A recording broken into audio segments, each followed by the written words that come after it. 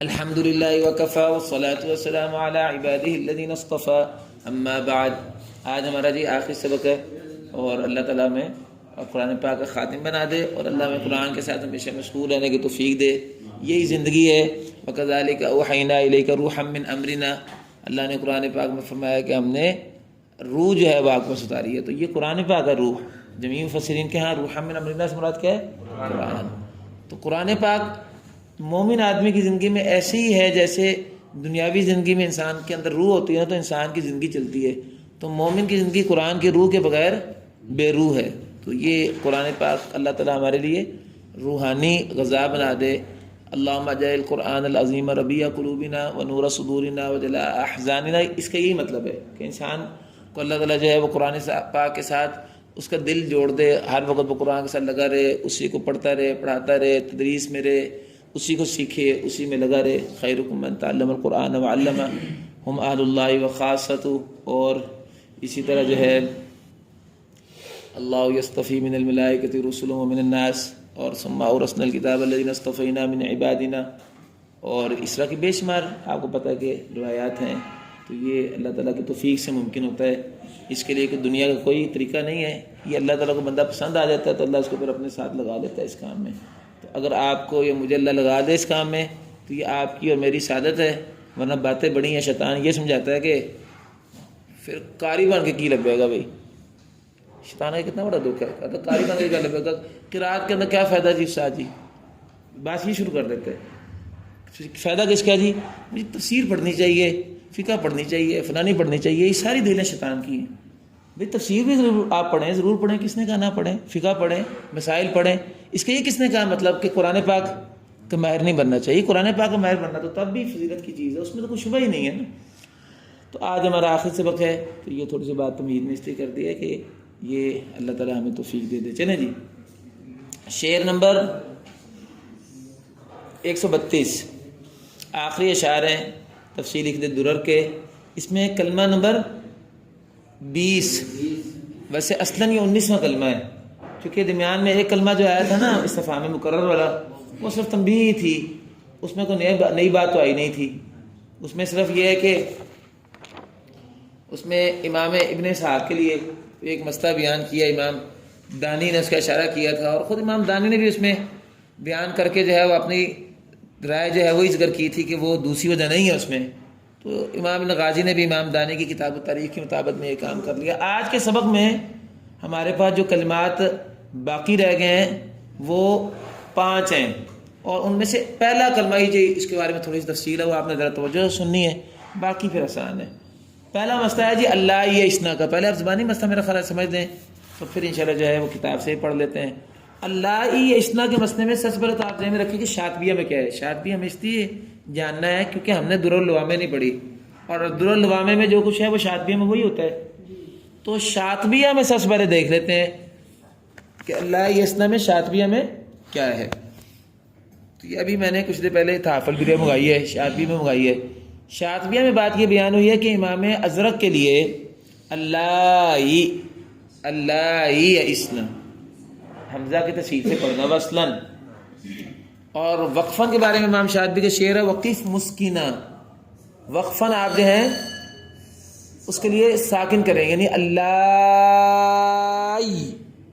بس گیا۔ وصلاً ازرق کے لیے کیا ہے؟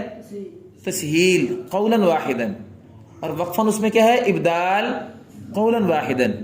شاطبی سے تو یہ نہیں کر رہے، لیکن بعض علماء نے یہ کہا، جیسے کہ شیخ عبدالفتاح القاضی کی شرح شاطبی نا الوافی، اس میں، اور اس طرح علامہ علی زباع جو ہیں انہوں نے ارشاد المرید میں، یہ ان کی شرح شاطبی علامہ زباع کی، انہوں نے کہا ہے کہ یہ وقف مسکنن کا معنی جو ہے وہ یہ نہیں ہے کہ وقفاً صرف آپ ساکن ہی کریں اللہ، بلکہ مراد ہے وقف مسکنن کذالک، کذالک محذوف ہے، یعنی وہ جو وصل میں تسہیل ہے نا اس کی طرح ابدال بھی کریں۔ مطلب کیا ہے کہ وقفاً کتنی وجہ ہو جائیں گی؟ 2، ایک تو ابدال بالیا ساکنہ، اور دوسرا تسہیل جو وصلاً تھی وہ، تو گیا کہ پھر شاطبی سے اس صورت میں کیا نکلے گا؟ وصلاً ایک وجہ، ورش کے لیے وہ کیا ہے؟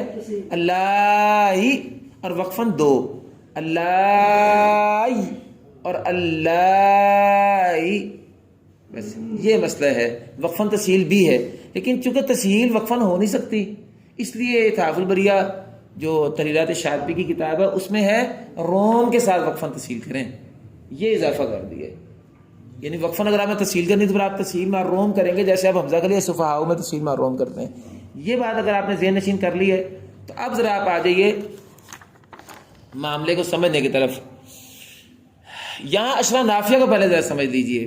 پہلے اشرا نافیہ سے مراد ہے تفصیلی درر میں کیا ہے. اب یہ تو آپ نے سمجھ لیا نا شاطبی میں کیا ہے.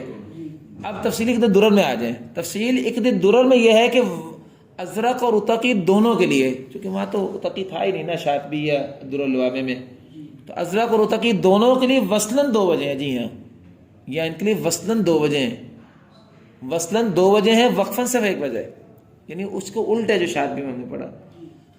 وصلاً 2 وجہ کا مطلب کیا ہے؟ وصلاً اللہ اور اللہ، یہ دونوں وجہ وصلاً ہے.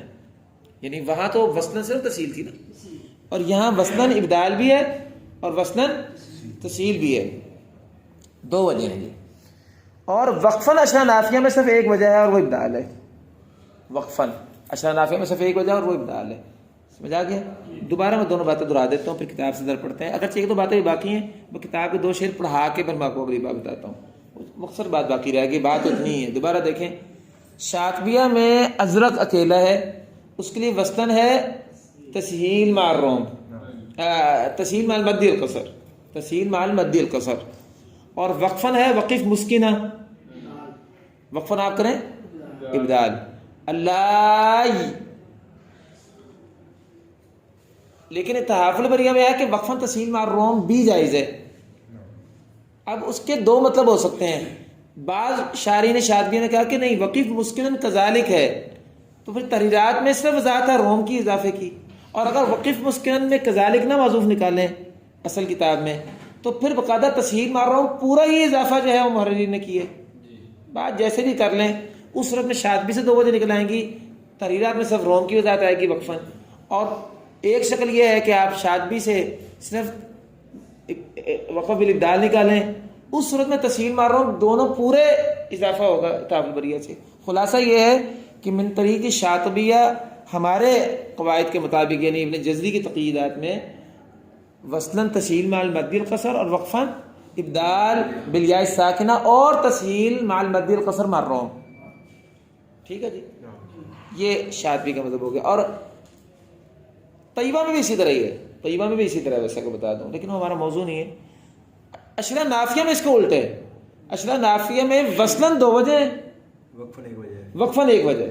اور وقفاً تسہیل مع روم تو ہو نہیں سکتی نا، تسہیل روم کے بغیر تو ہو نہیں سکتی. وقفاً ابدال ہے صرف، وقفاً صرف ابدال اور وصلاً 2 وجہ ہیں، تسہیل مع روم، تسہیل مع المد القصر اور ابدال. آگے ذرا ہم پہلے اس کو دیکھ لیں تفصیلی کے درر کو. پھر ایک آدھ بات میں نے تھوڑی سی مزید بیان کرنی ہے در اللوامہ کے حوالے سے، وہ ایک دقیق نقطہ ہے بات کی تکمیل کے لیے، لیکن ہماری ویسے بات موٹی موٹی پوری ہوگی، آپ کے لیے اتنی کافی ہے. ذرا دیکھیں، والوصل بالتسہیل او بالیاء لیوسف والعتقی فی اللہ. ٹھیک ہے کہ وصلاً تسہیل مع المد القصر ہی ہوگی. اور ویسے مغاربہ کیا ہے نا، تسہیل مع القصر نہیں ہوتی ان کے ہاں. وَإِنْ حَرْفُ مَدٍ قَبْلَ حَمْزٍ مُغَيَّرٍ يَجُوزُ قَصْرُهُ وَالْمَدُّ مَا زَالَ عَدَلًا. کہتے ہیں کیسے تسہیل مع المد ہوتی ہے، تو تسہیل مع المد ہی ہوگی ان کے ہاں. تو ان کے ہاں یعنی جو ہے نا اختصار سب تسہیل مع المد پر ہے. تو بال کہتے ہیں کہ آپ تسہیل کے ساتھ پڑھیں وصلاً یا کے ساتھ پڑھیں. یا مراد یا ساکنہ ہے، یوسف اور اتقی دونوں کے لیے. میں نے بھی آپ کو بتایا نا کہ وصلاً 2 وجہ ہیں. اب دیکھیں، والاول المشہور، اور دونوں میں سے پہلا مشہور ہے. کیا مطلب؟ تسہیل مقدم ہے. یہ انہوں نے آپ کو جو ہے تصدیر بھی بتا دی. مغاربہ کے ہاں تصدیر کس کی ہے؟ تصدیر یعنی مصدرہ، مقدم مؤخر. اس کے بعد کہتے ہیں والوقف بالیاء بلا خلاف عنہما. دونوں سے وقفاً فقط بالیاء ہی وقف ہے، یعنی اللہ قد رویہ تحقیق یہ روایت کیا گیا ہے. تو آپ نے دیکھا یہ وہ بات ہوگی جو میں نے بھی آپ کو بیان کی ہے. ترجمہ تو آسان ہی ہے، صرف بات اتنی ہے جو میں نے آپ سے کہی کہ چونکہ تفسیر کے درر کا اصل کیا ہے؟ الدرر اللوامہ، اور ہم نے الدرر اللوامہ پڑھی نہیں، تو ہم اس کی جگہ بھی شاطبی کو دیکھتے ہیں. تو شاطبی میں نے آپ کو کیا بیان کیا، میں تیسری دفعہ بیان کر رہا ہوں کہ وصلاً اس میں صرف تسہیل مال مدی القصر ہے شاطبی میں، اور وقفاً جو ہے صرف ابدال ہے یا تسہیل جو ہے یا وہ بھی نکل رہی ہے لیکن روم کی وضاحت آ کے جو ہے وہ محررین نے کی ہے، یہ تسہیل مار روم پورا ہی محررین نے نکالا ہے۔ اب یہ بات آپ ذہن میں رکھیے، تھوڑا سا آپ کو میں خلفیہ بتانا چاہتا ہوں۔ کتاب التعریف جو ہے نا، جو اصل کتاب ہے اشرا نافیہ کی، کتاب التعریف امام دانی کی، جیسے کہ شاطبیہ کی اصل تفسیر ہے، اس طرح تفصیلی کے درر اگرچہ لکھی نظم کے اعتبار سے تو وہ الدر اللوامہ کے تابع ہے، لیکن الدر اللوامہ اور تفصیلی کے درر دونوں ملا کر اشرا نافیہ پوری ہوتی ہے نا۔ اور اشرا نافیہ کا متن کیا ہے؟ یہ تو دونوں شعروں میں ہے نا، متن جو ہے کتاب التعریف ہے وہ نثر میں ہے۔ کتاب التعریف میں بیٹا وصلاً صرف تسہیل ہی لکھی ہے، جیسے کہ شاطبی میں وصلاً کیا ہے؟ تسہیلی۔ شاطبی کا جو مطلب تھا نا ازرق کے لیے صرف تسہیل وصلاً، کتاب التعریف میں صرف وصلاً تسہیل ہی لکھی ہوئی ہے۔ تو پھر یہ ابدال کی وجہ جو ابھی یہاں زیادہ ہوئی ہے، یہاں تو ابدال بھی بیان ہونا مثلاً، یہ زیادات ابن غازی زیادات التفصیل علی کتاب التعریف، یعنی یوں سمجھیے جیسے امام شاطبی نے کئی چیزوں کی زیادت کی ہے نا تحصیل پر، زیادات الشاطبی علی تحصیل آتا ہے، اس طرح یہ زیادات التفصیل ہے کتاب التعریف پر۔ یہ بات آپ کو سمجھ آ گئی کتاب التعریف کے حوالے سے۔ ایک بات الدر اللوامہ کے حوالے سے بھی آپ کو بتانی ہے۔ در اللوامہ جو ہے نا، جب ہم نے اس کو دیکھا ہے تو ویسے اس میں بھی جو ہے نا وصلاً ابدال موجود ہے، گویا کہ یہ زیادہ صرف تفسیر کی درر کی نہیں ہے، بلکہ الدر اللوامہ نے بھی یہ زیادہ کیا ہوا ہے ابدال وصلاً ازرق کے لیے۔ گویا پھر اس کا مطلب کیا ہوا کہ الدر اللوامہ اس مسئلے میں شاطبی سے مختلف ہے، ورنہ عام طور پہ تو ہم نے الدر اللوامہ اور شاطبی کا کیوں لایا ہوا نا؟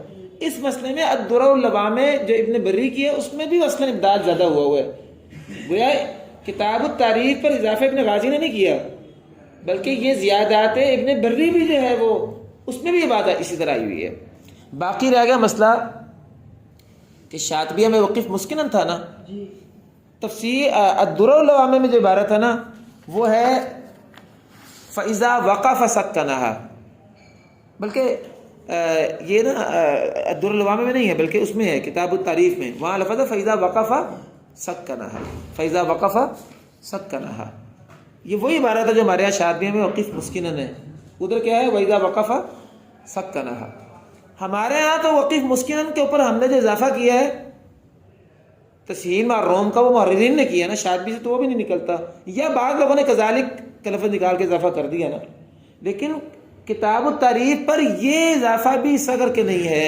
ان کے ہاں تو کتاب التعریف میں وقف فَإِذَا وَقَفَ سَكَّنَهَا ہے، صرف ابدال ہی بیان ہوا ہے، بعد میں ان کے معمولات میں بھی تسہیل مع روم کو کسی نے زیادہ نہیں کیا، اس لیے فَإِذَا وَقَفَ سَكَّنَهَا کتاب التعریف کی عبارت شاطبی کی عبارت وقف مسکنن جیسی ہی ہے، اگرچہ ہمارے محررین مشارقہ نے تسہیل مع روم کا اضافہ کر دیا ہے، لیکن کتاب التعریف میں بھی اور بعد میں پھر اس کے تابع الدر اللوامہ اور تفصیلی درر میں بھی وقفاً بار ابدال ہی رہا ہے۔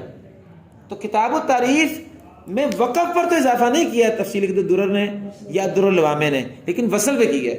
وصل میں کتاب التعریف میں صرف تفصیل ہے، جبکہ تفصیلی درر والے نے بھی ابدال بیان کیا اور ان سے پہلے الدر اللوامہ والے نے بھی بیان کیا ہے، جبکہ شاطبی جو کہ الدر اللوامہ جیسی ہے اس میں وصلاً صرف تفصیل ہے۔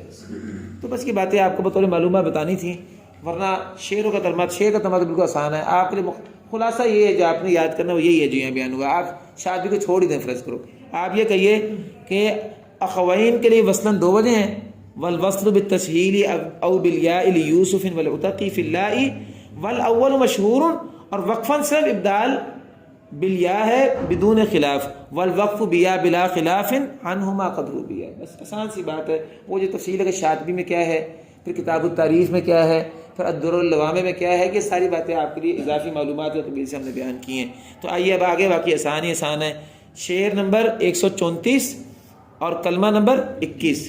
وواو او آباؤنا قد فتح والاسدی بنقلہ قد افصح۔ شعر نمبر 134 فرماتے ہیں کہ اس کلمہ او آباؤنا الاولون، یہ بھی دو جگہ پہ آتا ہے، جس سورہ صافات میں اور سورہ واقعہ میں۔ وہ اللہ ہی جو پیچھے گزرا تھا وہ سورہ احزاب میں اور سورہ طلاق میں آتا تھا، تو یہ او آباؤنا سورہ صافات اور سورہ واقعہ دونوں میں آتا ہے۔ فرماتے ہیں اس کلمے میں ازرق اور عتقی دونوں نے اوا آباؤنا فتح کے ساتھ پڑھا ہے، جس سے پتہ چلا کہ باقی سارے قراء فتح کے بجائے سکون پڑھتے ہیں، باقی سارے قراء فتح کے بجائے سکون پڑھتے ہیں۔ اچھا اب جو سکون پڑھتے ہیں وہ اصبہانی بھی شامل ہیں ان میں، کیونکہ یہ اخوین کی بات کی ہے نبی آپ سے۔ یہ دیکھیں وواوا او آباؤنا قد فتحا، یہ پیچھے کون ہے؟ دو اخوین ہے نا، وہ دونوں پڑھتے ہیں اوا آباؤنا، اوا آباؤنا، اوا آباؤنا۔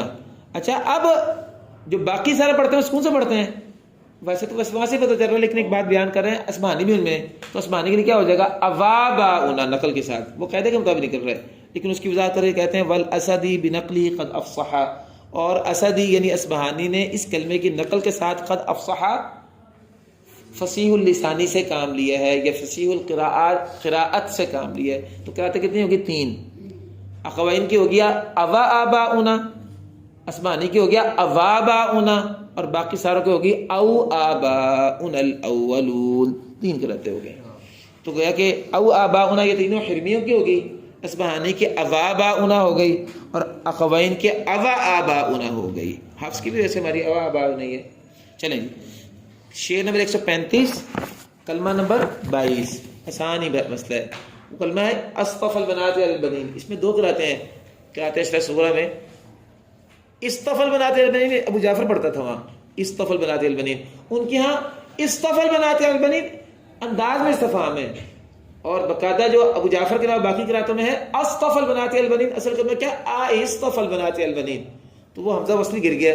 تو کیا اللہ تعالیٰ نے بیٹیاں پکڑی اور تمہارے لیے بیٹے؟ اللہ کے لیے تم بیٹیاں بناتے ہو؟ تو ابو جعفر کی وہاں قراءت تھی، لیکن بہرحال نافع کی قراءت تو اصطفى البنات على البنین تھی نا، حمزہ مکسورہ حمزہ وصلی تو ابو جعفر لے کے آیا تھا، یہاں وہ لکھ رہا تھا ابو جعفر والی امام اسماعیل بن جعفر الانصاری الجعفری ابن ابی کثیر، ان کی کل نام آیا تھا ابن ابی کثیر۔ یہ کیا پڑھتے ہیں؟ وزا، کہتے ہیں وزا، زا کا مشاہد اللہ کون ہے؟ اصبہانی۔ اصبہانی بھی، یہ زا آخر میں اصبہانی ہے نا، اصبہانی بھی اور اسماعیل الجعفری بھی، یہ دونوں بالوصل اصطفى، یہ حمزہ وصلی کے ساتھ پڑھتے ہیں اصطفى البنات على البنین، باقی سارے حمزہ قطعی کے ساتھ پڑھتے ہیں۔ آپ کو ایک ویسے معلومات کی بات بتا دوں، یاد رکھیے کہ بات بڑی معلوماتی بات ہے، کہ یہ جو ہے نا اسماعیل بن جعفر، اس کا نام بھی اسماعیل بن جعفر، یہ عام طور پر ابو جعفر کے موافق ہوتا ہے قراءت اشرح میں۔ عام طور پر جب لوگوں نے جائزہ لیا ہے تو ابو جعفر کی قراءت اور الجعفری کی قراءت میں قربت ہوتی ہے، اور اس کی وجہ ہے ابو جعفر آپ کو پتہ ہے نافع کا استاد بھی ہے، استاد ہونے کے بعد نافع کا شاگرد جو جعفری ہے، جو اشرح نافع میں زیادہ ہوا کہ عام طور پر اس کی قراءت ابو جعفر کے ساتھ ہوتی ہے، جیسے کہ یہاں بھی دیکھو ابو جعفر کیا پڑھتا ہے؟ اصطفى، اور یہ نافع کا شاگرد جعفری کیا پڑھتا ہے؟ اصطفى۔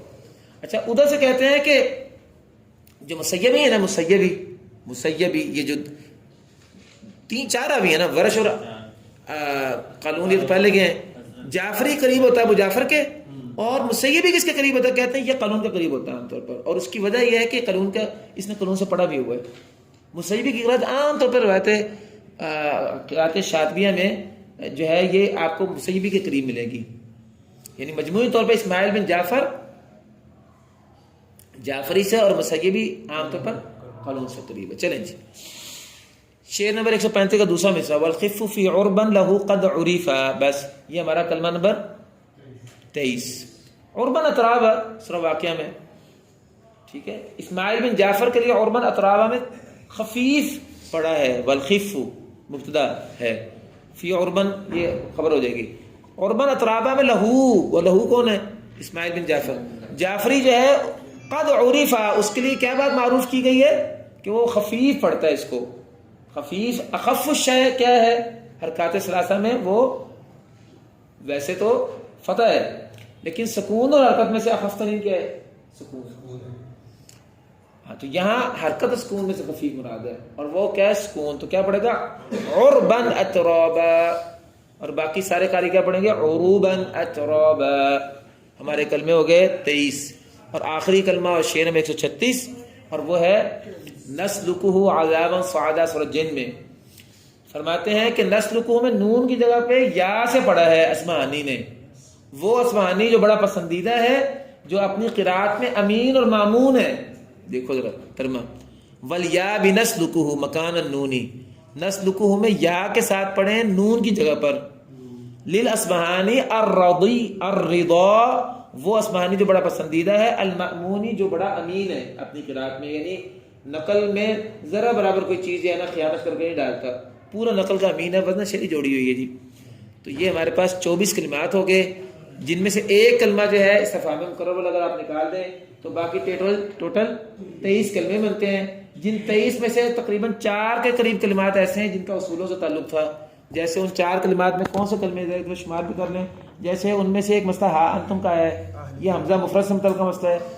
خذ ان کف ان جو ہے ایسے اس کو ہم نے غالب شمار کر لیا ہوا ہے. یا لأہلہم قصور مسئلہ جو ہے یہ ہائے ضمیر سے متعلق ہمارا گزرا ہے پیچھے، اگر آپ اس کو دیکھ لیں.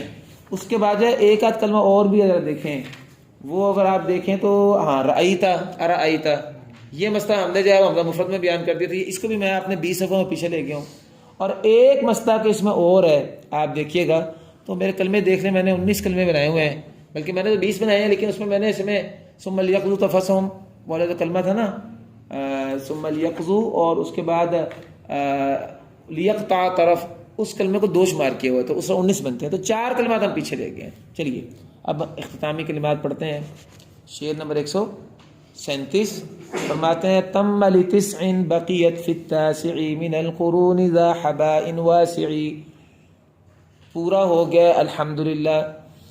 یہ اس کو تمہ کے اوپر 33 لکھا ہوا ہے، یہ میں نے آپ کو پہلے بھی بتایا تھا. یہ نمبر کس چیز کے ہیں؟ اصل میں یہ حاشیہ ہے، اصل میں یہ تفسیر کے بزرگ نے آخر میں مشکل کلمات کی مختصر حاشیے میں وضاحت ہے. آپ کے پاس کتاب میں نہیں، لیکن جب اصل کتاب آپ لیں گے نا تو اس کے آخر میں یہ نمبر لگے ہیں، حاشیہ ہے یہ جیسے آپ دیکھیں نا فائدہ مکیہ وغیرہ مقدمہ جزیہ اور بھی بعض دفعہ ایسا کہ حاشیے لگائے ہوتے ہیں مختصر سے. تو چلے بھائی تمہ یہ متن پورا ہو گیا ہے، اس کی تاریخ کی طرف اشارہ کر رہے ہیں جی، اس کی تاریخ کی طرف اشارہ کر رہے ہیں. 891 ہجری میں پورا ہوا جی یہ منظومہ.